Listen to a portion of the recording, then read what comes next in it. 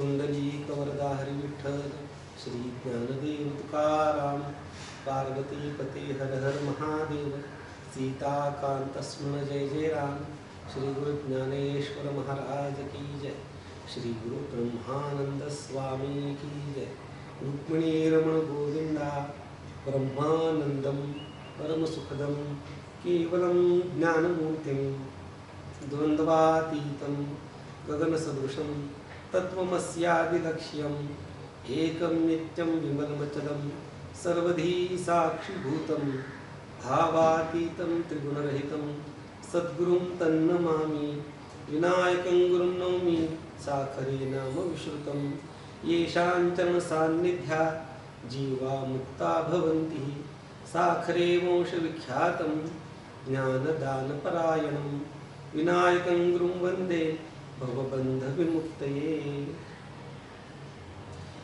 नमस्कार. सध्या आपण श्रीमदाद्य शंकराचार्यांच्या चरपट पंजरिका या स्तोत्राचं चिंतन करतोय.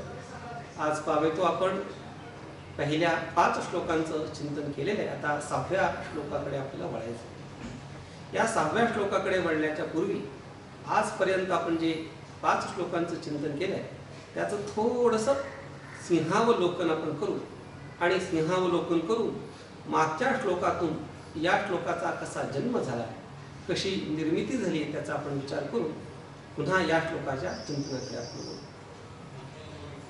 याच्यापूर्वी श्रीमदाद्य शंकराचार्यांनी या स्तोत्राच्या अनुबंधाचा विचार सांगितलेला आहे आणि अनुबंधाचा विचार सांगताना प्रामुख्याने त्याच्यामध्ये प्रकर्षाने जो विचार सांगितलेला आहे तो विचार अधिकार विचार सांगितलेला आहे.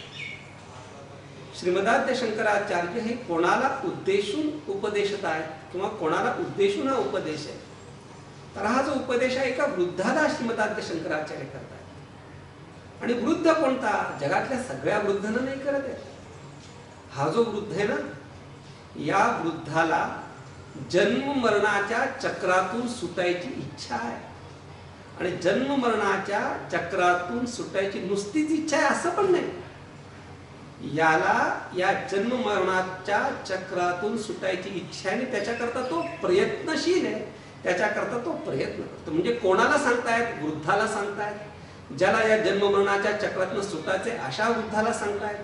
आणि जन्म मरणाच्या चक्रातून सुटायची इच्छाही आहे तसा तो प्रयत्नही करतोय अशा वृद्धाला श्रीमदाद्य शंकराचार्य या स्तोत्रामध्ये उपदेश करतात. आणि याच्या पूर्वी श्रीमदाद्य शंकराचार्यांनी याच्या पूर्वीच्या जीवनात म्हणजे श्रीमदाद्य शंकराचार्य ज्या वेळेला त्याला उपदेश करताय त्याच्या पूर्वीच्या जीवनात त्यांनी काय केलं याच्याविषयीच आतापर्यंत श्रीमदाद्य शंकराचार्यांनी त्याला सांगितलं. व्यावहारिक जीवनामध्ये काय केलं, किती कष्ट केले, पुन्हा पावसाचा विचार न करता किती वर्ष त्यांनी एवढे कष्ट केले, व्यवहारामध्ये आपल्या मुलाबाळांकरता आपल्या परिवाराकरता त्यांनी किती कष्ट केले याचा सगळा विचार श्रीमदाद्य शंकराचार्यांनी सांगितला. आणि त्याचबरोबर त्यांनी काही पारमार्थिक कष्टही केले आणि त्या पारमार्थिक कष्टांच्या विषयी ते पारमार्थिक कष्ट कसे निष्फल होते त्याचाही विचार श्रीमदाद्य शंकराचार्यांनी सांगितला. म्हणून एकंदरीत विचार जर आपण केला तर आतापर्यंत त्यांनी त्याच्या पूर्वायुष्यामध्ये जे केलेले कष्ट आहेत त्याच्याबद्दल श्रीमदाद्य शंकराचार्य सांगतात. मग प्रश्न असा आहे की त्यांनी पूर्वायुष्यामध्ये जे काही कष्ट केले, जो काही प्रयत्न केला, तो प्रयत्न मोक्ष प्राप्तीच्या दृष्टीने योग्य होता का अयोग्य होता? श्रीमदाद्य शंकराचार्य स्पष्ट सांगतायत की मागे केलेला त्यांनी प्रयत्न, पारमार्थिक प्रयत्न असो का पारिवारिक व्यावहारिक प्रयत्न असतो, सगळा प्रयत्न हा निष्फल आहे. त्याचा काहीही उपयोग नाही. म्हणजे कशाच्या दृष्टीने? मोक्षाच्या, पारिवारिक जीवनाच्या दृष्टीने वगैरे वगैरे त्याचा उपयोग झाला, पोट भरण्याकरता त्याचा उपयोग झाला, पण मोक्षाकरता तो प्रयत्न अत्यंत निरुपयोगी आहे. त्याचा काहीच उपयोग नाही.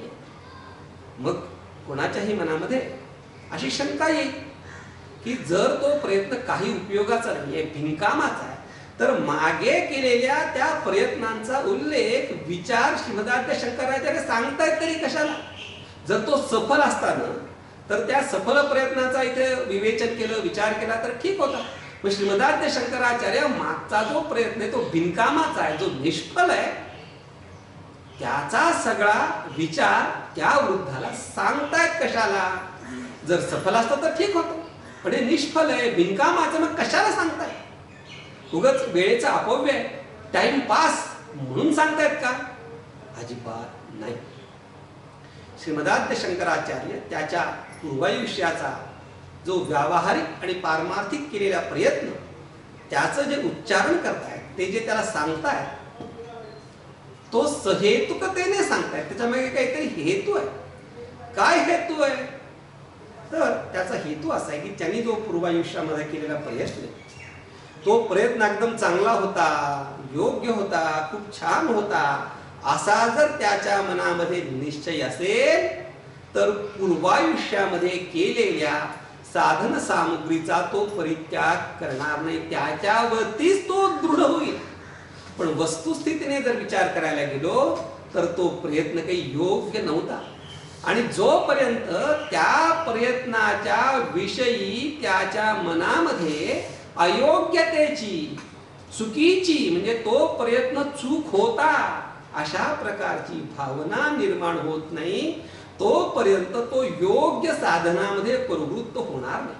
म्हणजे अयोग्य साधनापासून निवृत्ती आणि योग्य साधनामध्ये प्रवृत्ती व्हायची असेल तर जी साधन अयोग्य आहे, जी साधन चुकीची आहे, जी साधन मोक्ष फल पर्यवसायी नाही, त्यांच्याविषयी चुकीची बुद्धी, म्हणजे ती साधनं चुकीची आहेत अशी बुद्धी जोपर्यंत होत नाही तोपर्यंत तो त्यांचा परित्यागही करणार नाही आणि तो योग्य साधनामध्ये प्रवृत्तही होणार नाही. एक शास्त्रामध्ये सुप्रसिद्ध वचन आहे, त्याचा या ठिकाणी आपण थोडासा विचार करू. अद्वैत हे योग्य आहे, पण योग्य अशा अद्वैतामध्ये मानवाची कधीपर्यंत प्रवृत्ती होत नाही त्याच्याविषयी सांगतायत. द्वैतावज्ञा सुस्थिता चेत अद्वैते धीही स्थिरा. जोपर्यंत द्वैताविषयी अवज्ञा, म्हणजे द्वैताविषयी हे द्वैत चूक आहे अशा प्रकारची भावना आपल्या अंतःकरणामध्ये निर्माण होत नाही, तोपर्यंत मानवाची अद्वैताच्या ठिकाणी बुद्धी स्थिर होणार नाही. अजून थोड्याशा स्पष्ट शब्दात सांगू का? कोणाला राग येईल पण सांगतो. आपण प्रपंचामध्ये किंवा याच्या पूर्वीच्या कालामध्ये जो पारमार्थिक प्रयत्न केलाय तो निव्वळ गाढवपणा होता, तो निव्वळ मूर्खपणा होता. अशी जोपर्यंत आपली भावना होत नाही तोपर्यंत योग्य साधनामध्ये आपली प्रवृत्ती होत नाही. म्हणून आपण पूर्वी केलेला गाढवपणा, आपण याच्या पूर्वी केलेला मूर्खपणा आपल्या ध्यानात यावा, याच्यासाठी श्रीमदाद्य शंकराचार्य त्यांनी केलेल्या पूर्वीच्या प्रयत्नांची निष्फलता, त्याचं चूकपणा प्रतिपादन करतात. श्रीमदाद्य शंकराचार्य आपल्याला पूर्वी सांगितलं की श्रीमदाद्य शंकराचार्य हे मातृ हृदयाचे, आईच्या हृदयाचे. नुसता तू काय गाढवपणा केला, तू काय चुका केल्या, लोक चुका काय केल्या तर हे खूप सांगतात बरं का. चुका सांगण्यामध्ये सगळे लोक पटाईत असतात, पण चूक सांगितल्यानंतर बरोबर मार्ग काय तो सांगायला मात्र कोणीही तयार होत नाही. श्रीमदाद्य शंकराचार्यांनी त्या वृद्धाच्या, प्रयत्नशील वृद्धाच्या पूर्वायुष्यामधल्या चुकांचा पाढा वाचला आणि नुसत्या चुकांचा पाढा वाचून श्रीमदाद्य शंकराचार्य नाही थांबत. मग योग्य काय, बरोबर काय, त्यांनी कोणत्या मार्गाचा अंगीकार केला पाहिजे, तो कोणत्या मार्गावरती चालला पाहिजे, त्याचं प्रतिपादन या पुढच्या श्लोकामध्ये, म्हणजेच या 6व्या श्लोकामध्ये आता श्रीमदाद्य शंकराचार्य करतात. श्रीमदाद्य शंकराचार्य सांगतात, भगवद्गीता किंचिदधीता गंगा जललव कणिका पीता सकृदपि यस्य मुरारि समर्चा तस्य यमः किं कुरुते चर्चां भज गोविंदम भज गोविंदम भज गोविंदम मूढमते प्राप्ते सन्निहिते मरणे नहीं नहीं रक्षती डुकरी करणे. श्रीमदाद्य शंकराचार्य सांगतात की बाबा रे, आता पावे तो आतापर्यंत जे चुकीचं केलं ते सगळं सोडून दे. तो मूर्खपणा होता हे तू स्वतः समजून घे. त्याच्याविषयी तुझ्या अंतःकरणामध्ये, तुझ्या मनामध्ये अवज्ञा म्हणजे ती साधनांच्या विषयी चुकीची आहे अशा प्रकारची भावना निर्माण होऊ नये. आणि आता तू काय कर किंवा आतापर्यंत तू काय करायला पाहिजे होतं याचं प्रतिपादन श्रीमदाद्य शंकराचार्य करतायत. पहिल्यांदा सांगतायत भगवद्गीता किंचित अधीता. पुढे सांगतायत गंगाजल लव कणिका पिता. आणि पुढे सांगतायत सकृतपि यस्य मुरारी समर्चा. तीन गोष्टींचं, तीन साधनांचं, आणि तीन साधनं कशी जी योग्य आहे, जी मोक्ष फल पर्यवसायी आहे, जी आपल्याला जन्ममरणाच्या चक्रातून वाचवणारी आहे, जन्ममरणाच्या चक्रातून सुटका करणारी आहे, अशा तीन साधनांचा उपदेश श्रीमदाद्य शंकराचार्य या ठिकाणी करतात. पहिलं साधन आहे भगवद्गीता किंचित धीता. तीन शब्द आहेत, भगवद्गीता, दुसरा आहे किंचित आणि तिसरा आहे अधीता. भगवद्गीता ही आपल्या भारतीय संस्कृतीमध्ये अत्यंत महत्त्वाचा ग्रंथ आहे. किंबहुना भगवद्गीतेवरती अनेक महापुरुषांनी विवेचन लिहिलेले आहे. आणि भगवद्गीतेचं वैशिष्ट्य सांगून आपल्या जीवनामध्ये व्यावहारिक असो अथवा पारमार्थिक असो, या व्यावहारिक आणि पारमार्थिक जीवनामध्ये येणाऱ्या प्रत्येक प्रश्नाचं उत्तर या भगवद्गीतेमध्ये आहे. आणि भगवद्गीता ही कशी आहे, अद्वैतामृत वर्षिणी भगवती अष्टादशाध्यायिनी, अद्वैताचा उपदेश करणारी आहे. त्या ठिकाणी पार्थो वत्सः सुधीर भोक्ता दुग्धम गीतामृतम महत् सर्वोपनिषदो गावो दुग्धा गोपालनंदनः पार्थो वत्सः सुधीर भोक्ता दुग्धम गीतामृतम महत्. असं त्या उपनिषदांचं सार, निचोड, ज्याला चांगल्या इंग्रजीत सांगितलं जीस्ट, सगळ्यांचं तात्पर्य काढणारी ही श्रीमद भगवद्गीता आहे. आणि श्रीमद भगवद्गीतेमध्ये सर्वांचा अधिकार आहे, म्हणजे सगळ्यांचे सगळे प्रश्न सोडवणारी ही श्रीमद भगवद्गीता आहे. मौली ज्ञानोबारायांच्या शब्दात सांगायचं झालं तर कांडत्रय निरूपिणी श्रुतीच ही कोडी सवणी. भगवद्गीतेबद्दल खूप बोलण्यासारखं आहे, पण आपल्याला या स्तोत्राचा आता विचार करायचा म्हणून भगवद्गीतेबद्दल मी जास्त विचार करत नाही. किंवा जगद्गुरु तुकोबाराय सांगतात गीता भागवत करीती श्रवण अखंड चिंतन विठो. म्हणून आपल्या जीवनाला आदर्शभूत असणारी, आपल्या जीवनामधील सर्व प्रश्नांचं उत्तर देणारी, सर्व प्रश्न सोडवणारी अशी ही श्रीमद भगवद्गीता आहे. आणि ही श्रीमद भगवद्गीता काय करायची, तिची पूजा करायची, तिचा पाठ करायचा, तिचा अभ्यास करायचा, तिचा अर्थ सांगायचा. काय करायचं, आचार्य सांगतायत किंचित अधीता, थोडस अध्ययन कर, म्हणजे तू या जन्ममरणाच्या चक्रातून सुटशील. लोकांच्या मनामध्ये किंवा कुणाच्याही मनामध्ये शंका येईल, आम्ही जन्मभर रोज भगवद्गीतेचं पठण करतोय, तरी सुद्धा आमचा अजून जीव ब्रह्मैक्य निश्चय झालेला नाहीये. आणि आचार्य सांगतात किंचित, थोडस. यातलं तात्पर्य काय आहे? माऊली ज्ञानोबारायांच्या ज्ञानेश्वरी बद्दल सांगताना त्या ठिकाणी सांगितलंय, एक तरी ओवी अनुभवावी. सगळी ज्ञानेश्वरी नाही अनुभवायची, फक्त एक ओवी अनुभवायची. परमार्थामध्ये दोन गोष्टी आहेत, एक परिमाणकारकता आणि दुसरी आहे गुणवत्ता. किंवा अजून थोडंसं चांगलं सांगायचं झालं तर परिमाणवत्ता आणि गुणवत्ता, आणि तिसरी आहे परिणामकारकता. म्हणजे काय, थोडासा विचार सांगतो. दोन गोष्टी आहेत, एक परिमाणवत्ता आहे आणि दुसरी आहे गुणवत्ता. आणि परिमाणवत्ता आणि गुणवत्ता यांचा जर विचार करायला गेलो तर परिमाणवत्तेपेक्षा गुणवत्ता ही जास्त परिणामकारक आहे. थोडंसं अवघड झालं, सोपं सांगतो. दोन गोष्टी आहेत, एक आहे क्वालिटी आणि दुसरं आहे क्वांटिटी. परमार्थामध्ये क्वांटिटीपेक्षा क्वालिटीला महत्त्व जास्त. तुम्ही किती भगवद्गीता वाचता, त्याच्यापेक्षा कशी वाचता हे खूप महत्त्वाचं. म्हणून क्वालिटीपेक्षा क्वांटिटीपेक्षा परमार्थामध्ये क्वालिटीला महत्व आहे. तुकोबारा एका ठिकाणी सांगतायत थोडे परी निरे व्हावे. एवढं मोठी साधन सामुग्री नको, थोडीच पाहिजे, पण निरी पाहिजे, म्हणजे चांगली व्यवस्थित अशा स्वरूपाची पाहिजे. म्हणून परमार्थामध्ये किती तुम्ही परमार्थ करता त्यापेक्षा काय गुणवत्तेने परमार्थ करता हे महत्वाचं. म्हणून श्रीमदाद्य शंकराचार्य सांगतायत किंचित, आणि पुढे सांगतात अधीता, अभ्यासिता, पठिता.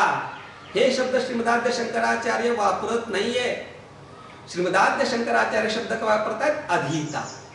तर अधीता या शब्दाचा जर आपण विचार करायला गेलो तर त्याच्यामध्ये अधि उपसर्ग आहे आणि इण गतव हा धातू आहे. तर अध्ययन किंवा अधीत म्हणजे काय? नुसतं वाचन करणं, नुसतं श्रवण करणं, नुसतं प्रवचन करणं, नुसतं व्याख्यान देणं असं अधीता या शब्दामध्ये अपेक्षित नाहीये. इणगतो म्हणजे कार्यकारिता. तुम्ही जर त्या विश्वकोशामध्ये अध्ययन या शब्दाचा विचार जर बघितला, अर्थ बघितला, तर सुंदर अध्ययन शब्दाचा अर्थ दिला. अध्ययन म्हणजे काय? आपण एखादा विचार समजून घेणं आणि तो विचार आपल्या आचरणात आणणं, त्या विचाराच्या अनुगुण आपल्या वर्तनामध्ये बदल करणं, याचं नाव अध्ययन आहे. म्हणून किंचित अधीता म्हणजे काय? की भगवद्गीतेमधला किंचितसा जरी भाग आपण समजावून घेतला आणि उमजवून घेतला, म्हणजे त्या समजावून घेतल्याप्रमाणे आपण आचरण केलं तर आपण या जन्म मरणाच्या चक्रातून सुटणार आहे. म्हणून श्रीमदाद्य शंकराचार्य सांगतायत भगवद्गीता किंचित अधीता. पुढे सांगतायत गंगा जल लव कणिका पिता. गंगेच्या एक थेंबाचं प्राशन जरी केलं तरी सुद्धा तू या जन्म मरणाच्या चक्रातून सुटला असतास. अहो, आम्ही गंगेमध्ये रोज स्नान करतोय, रोज पोहतोय, तरी सुद्धा आमचा जगन मिथ्यात्व निश्चय होत नाही. आणि श्रीमदाद्य शंकराचार्य सांगतात नुसतं एक थेंब पाणी पिण्याने. इथं पाणी पिणं, गंगेचं पाणी पिता, पिता हा शब्द वापरला म्हणजे प्यायलाय, म्हणजे तो गळ्याखाली उतरवलाय. म्हणजे नेमकं काय सांगितलंय? तर गंगा म्हणजे जी गतिशील आहे, जी प्रयत्नशील आहे, तिचं नाव आहे गंगा. आणि गंगेमध्ये महत्वाचं काय आहे? तर पावित्र्य हे अत्यंत महत्वाचं. तर गंगेचं जे पावित्र्य ते तुझ्या अंतःकरणामध्ये किंचित एक थेंबर जरी निर्माण झालं, तुझ्या अंतःकरणामध्ये निष्पापता थोडी जरी निर्माण झाली, थोडी जरी पवित्रता निर्माण झाली, तरी ती थोडी निर्माण झालेली पवित्रता तुला या जन्म मरणाच्या चक्रातून सोडवण्याला समर्थ. तिसरं सांगतात किंचिदपि यस्य मुरारी समर्चा. मुरारी म्हणजे भगवान श्रीकृष्ण. मुरा नावाच्या त्या राक्षसाचा त्यांनी वध केलेला आहे, म्हणून त्याला मुरारी असं संबोधलं जातं. आणि त्या मुरारीची अर्चना, अर्चना म्हणजे पूजा, पूजा म्हणजे सश्रद्धतेने केलेली क्रिया, तिचं नाव पूजा. पूजेमध्ये सश्रद्धता फार महत्वाचा आहे, विश्वास फार महत्वाचा आहे. तुम्ही जर पूजा करताना सश्रद्ध नसाल तर त्या पूजेची किंमत शून्य. किती सश्रद्ध पाहिजे? एक प्रसिद्ध गोष्ट आहे ती तुम्हाला सांगतो श्रद्धेबाबत. एकदा काय झालं की काही लोक गावामध्ये दुष्काळ पडला आणि दुष्काळ पडला म्हणून भगवंताची काही अर्चना करण्याकरता त्या मंदिरात सगळ्यांनी जमा व्हावं की जेणेकरून भगवंताच्या अर्चनेच्या द्वारा पाऊस पडेल आणि आपलं हा जे दुष्काळाचं संकट आलंय ते संकट निवृत्त होईल. याच्याकरता सांगितलं. गावातल्या सगळ्या लोकांनी बरोबर संध्याकाळी 7 वाजता मंदिरामध्ये भगवत अर्चना करण्याकरता, भगवंताची पूजा करण्याकरता हजर व्हा. सगळे लोक, सगळं गाव झाडून पुसून निपटून करणारे. दुष्काळाचं दुःख सगळ्या गावाला आहे ना. सगळे आले. स्वार्थ असला की सगळे येतात, स्वार्थ नसेल तर कोणी येत नाही. सगळ्यांना दुष्काळाचा त्रास होत होता. सगळे लोक आले, पण सगळ्या लोकांमध्ये एक मुलगा होता आणि तो मुलगा सोबत छत्री घेऊन आला होता. लोकांनी त्याला वेड्यात काढलं की बाबा सगळा दुष्काळ पडला आणि हा छत्री काय घेऊन आला. लोकांनी विचारलं की बाबा तू छत्री कशा करता आणली? तो म्हटला की आपण अर्चना कशा करता करणार आहोत? पाऊस पडण्याकरता. आणि भगवंताची अर्चना केल्यानंतर पाऊस पडणार अशी माझी श्रद्धा आहे, असा माझा निश्चय आहे, म्हणून जाताना मला भिजायचं नाहीये, म्हणून मी ही छत्री आणली. एवढी सश्रद्धता पाहिजे. आपण अर्चना करतो पण त्या अर्चनेमध्ये एवढी सश्रद्धता आहे का हो? अवघड आहे. म्हणून एवढ्या सश्रद्धतेने जो अर्चना करेल भगवद्गीतेमध्ये सांगितलेल्या सगळ्या तत्वाचं नाही, एका तत्वाचं जरी जो आपल्या जीवनामध्ये उतरवेल, त्याचं आचरण करेल, जो गंगेप्रमाणे पवित्र होईल, अशा माणसाची तस्य यमः किम कुरुते चर्चा, अशा माणसाची यमधर्म चर्चा करणार नाही. यम कोणाची चर्चा करतो? ज्याला त्याच्या घरी घेऊन यायचं असतं ना, त्याची यमाच्या दरबारात चर्चा होते. ज्याला लगेच घेऊन येतं नाही त्याची चर्चा निघत नाही. उद्याचा आजचा जे काही प्रोग्राम आहे त्या सगळ्या प्रोग्रामची जेव्हा ते यादी काढतात की आज कोणाला घेऊन यायचंय, त्यावेळेला यमाच्या दरबारामध्ये ती चर्चा निघते की बाबा आज ह्याला आणायचं, आज ह्याला आणायचं, ह्याचं आयुष्य संपलं. त्याला अनुलक्षून श्रीमदाद्य शंकराचार्य सांगतात की हा जो माणूस ज्यांनी आपल्या आयुष्यामध्ये योग्य परमार्थ साधनाचा अवलंब केलेला आहे, ज्यांनी भगवद्गीतेमध्ये सांगितलेले सिद्धांत आचरणामध्ये उतरवलेले आहेत, ज्यांनी गंगेप्रमाणे आपलं अंतःकरण पवित्र करण्याचा प्रयत्न केलेला आहे, ज्यांनी भगवंताची श्रद्धापूर्वक अर्चना केलेली आहे, असाच माणूस या जन्म मरणाच्या चक्रातून सुटेल. त्याच्याविषयी यमधर्म कोणत्याही प्रकारची चर्चा करणार नाही, असं श्रीमदाद्य शंकराचार्यांनी सांगितलं. आणि ज्याप्रमाणे ही साधन करायची त्याप्रमाणे अजून काय करायचंय? भज गोविंदम भज गोविंदम भज गोविंदम मूढमते प्राप्ते सन्निहिते मरणे नाही नाही रक्षते विकृणे. भगवंताचं भजन कर, भगवंताचं नामस्मरण कर, भगवंताची सेवा कर. म्हणून जे योग्य साधने आतापर्यंत तू ज्या अयोग्य साधनांचा अवलंब केला आहेस, ज्या अयोग्य साधनांच्या द्वारे तू मोक्ष प्राप्तीसाठी प्रयत्न केला आहेस, ज्या अयोग्य साधनांच्या द्वारे तू या जन्म मरणा चक्रातून सुटायचा प्रयत्न केलाय, त्यांचा तू परित्याग करून जी मी आता योग्य साधन सांगितली आहे त्याचा तू अवलंब कर, असं श्रीमदाद्य शंकराचार्य या श्लोकामध्ये त्या शिष्याला सांगतायत, त्या वृद्धाला सांगतायत. झालेली सेवा ही श्रीमदाद्य शंकराचार्यांच्या चरणी समर्पित करतो. या सेवेमध्ये जे काही योग्य आहे, जे काही शास्त्र संवादी आहे, जे सुष्ठू आहे ते माझ्या सद्गुरूंचं आहे, माझ्या सद्गुरू परंपरेचं आहे. जे असुष्ठू अयोग्य शास्त्र विसंवादी ते माझं स्वतःचं खास स्वारीच आहे. त्यामुळे जे काही योग्य आहे त्याचा आपण अंगीकार करावा, जे चुकीचं आहे ते माझं माझ्यापाशी राहू द्यावं. ज्यांना या स्तोत्राच्या मागील भागांचं विवेचन ऐकायचं आहे आणि याच्या पुढील भागांचं सुद्धा ज्यांना अपलोड झाल्यावरती चिंतन ऐकायचं आहे, त्यांनी हा जो यूट्यूब चॅनल आहे त्याला आपण सबस्क्राईब करावं, जेणेकरून बेल आयकॉन जो आहे त्याच्यावरती आपण क्लिक करावं, जेणेकरून नवीन भाग ज्या वेळेला अपलोड होईल त्यावेळेला आपल्याला त्याचं श्रवण करता येईल. त्याचप्रमाणे फेसबुकवरती सुद्धा हे चिंतन उपलब्ध आहे. ज्यांना कोणाला त्याचा स्वीकार करायचा आहे, ज्यांना कोणाला अंगीकार करायचा आहे, ज्यांना कोणाला ऐकायचं आहे, त्यांनी त्या फेसबुक पेजवर किंवा त्या यूट्यूब चॅनलवरती त्याचा आपण आनंद घ्यावा, त्याचं चिंतन आपण त्या माध्यमातून करू शकता. एवढं सांगून मी माझ्या या सेवेला विराम देतो. कुंडली कवरधारी विठ्ठल श्री ज्ञानदेव तुकाराम विठ्ठल विठ्ठल विठ्ठल विठ्ठल. कुंडली कवरधारी विठ्ठल श्री ज्ञानदेव तुकाराम श्री सद्गुरु साखरे महाराज की जय.